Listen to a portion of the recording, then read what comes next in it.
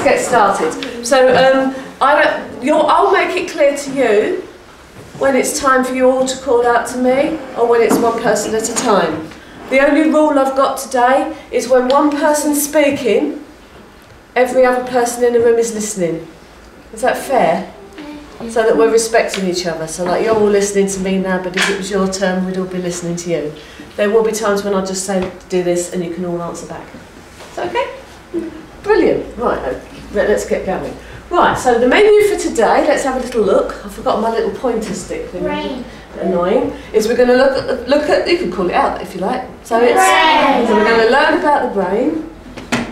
Being multisensory. It's the wrong word. Being multisensory. Avoiding stress. Seeing the big picture. Organising learning. Making links. Revision tips. First of all, where does all learning take place? The brain. In the brain. I need a volunteer. Right, come on then. Right, what's your name? Michael. Well, here, Michael. This is a brain. This is the size of Michael's brain. Can you see? There's not much room for anything else, is there? Okay, it's a really complicated organ in our body, and it's our brain. So all learning takes place, well, thank you.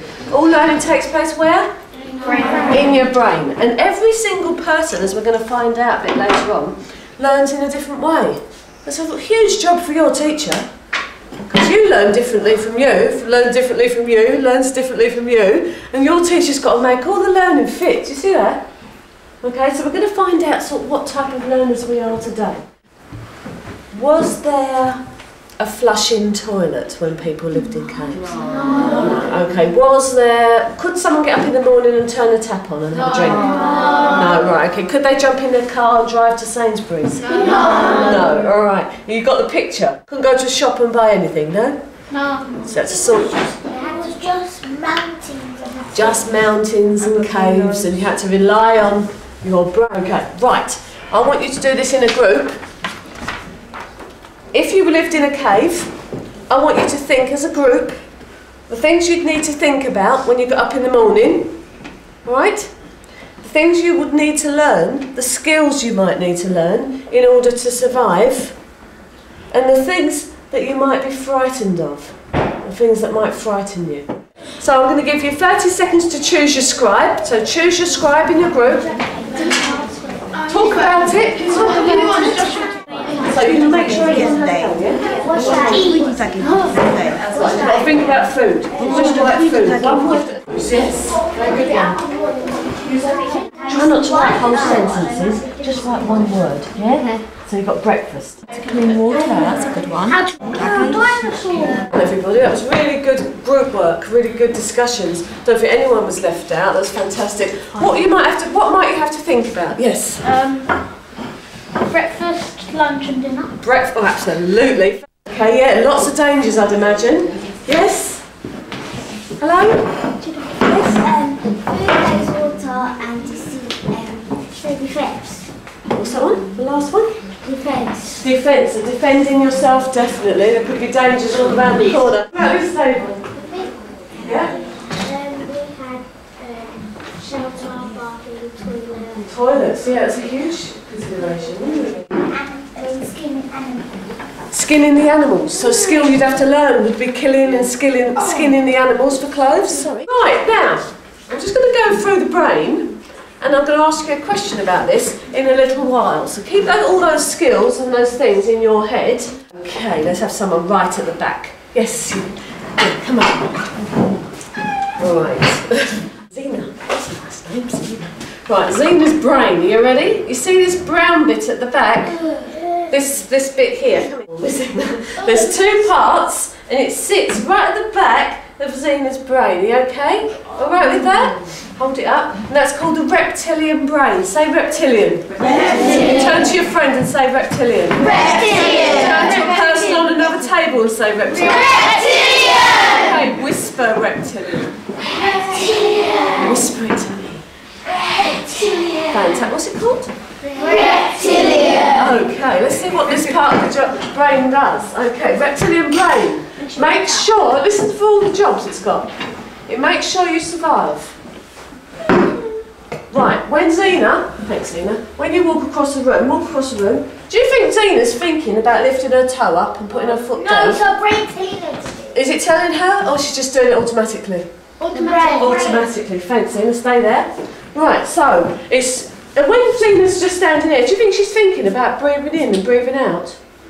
No, her reptilian brain's just automatically telling her body to get on with those things so she can think about other things. As you're getting older, right, like it or not, at one stage in your life, you're going to want to have a girlfriend or a boyfriend, right?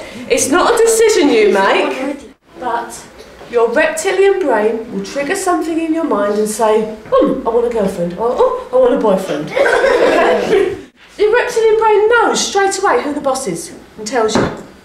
So if someone looks a bit important or like they're in charge, your reptilian brain sort of listens. All the things you do without thinking about it. What's this part of the brain called? Reptilian. Turn to your friend and tell them. Reptilian. Okay, next way of remembering it. Oh, what was that? Snake. Why did I put the snake on? Because they look like one. No, because It's a reptile. Thank you, well done, it's a reptile. We're going to do a double doodle, and we'll do it in the air this time. Right, okay. I want you to write your name with one hand in the air. Okay, I want you to write your name with the other hand in the air. Okay, I want you to have a go at writing your name with both hands in the air, but listen, I want one side to go that way, one writing to go that way, and the other bit of writing to go that way. My name's Jill, but my real name is Gillian, so shall I show you how I do it? Yes. And I might choose some people to come up and have a go.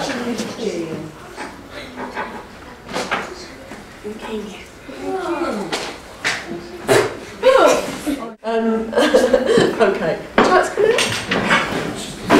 What's your name? Rebecca. Oh, we've got a long one to do, Rebecca. You left or right-handed? Right, so you start the same as me in the middle. Okay, have a try. Don't think about your left hand, right? Let's see how Rebecca does it. Very good, Rebecca. Very good. That's very good. Oh my goodness. Excellent. Right, give her a clap. Have a go yourselves on paper. Could you get into pairs? One person holds the paper, the other person has a go, and then you swap over.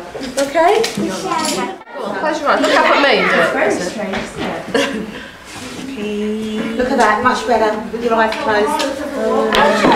There you go, it's much better.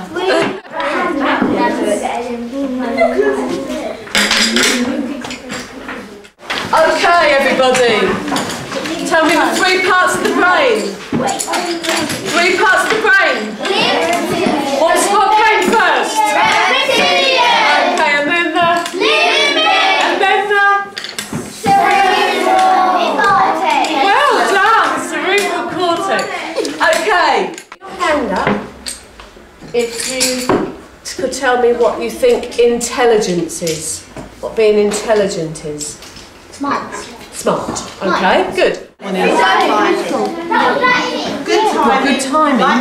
That's more about moving, isn't it? So what's the one about kinesthetic? Yeah, there it is. There. Try another one. No, don't think it's that. Naturally. I think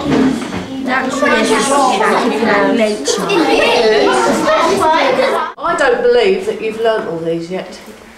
Okay, you've started to learn them. But you have to look at something at least 6 times in order to remember it. 6 times, okay? We're going to be doing an activity and I want you to do it silently.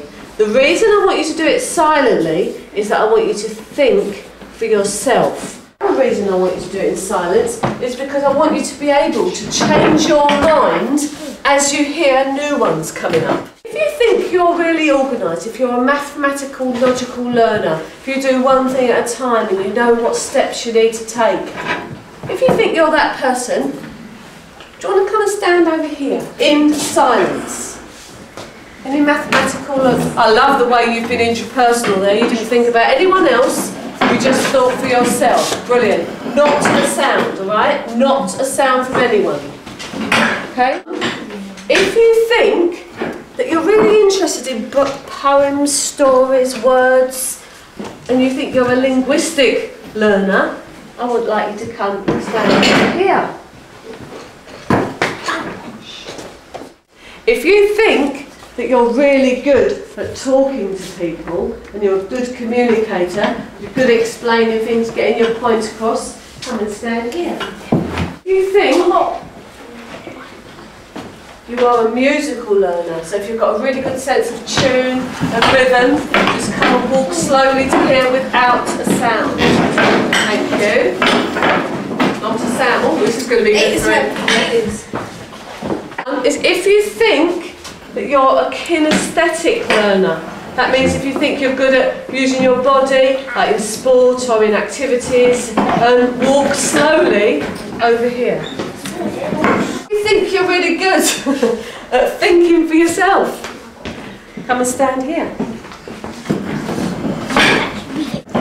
And the last one, if you think you're a visual spatial learner, if you like DT and making things, you're really good at seeing models and how they work, and come and stand here.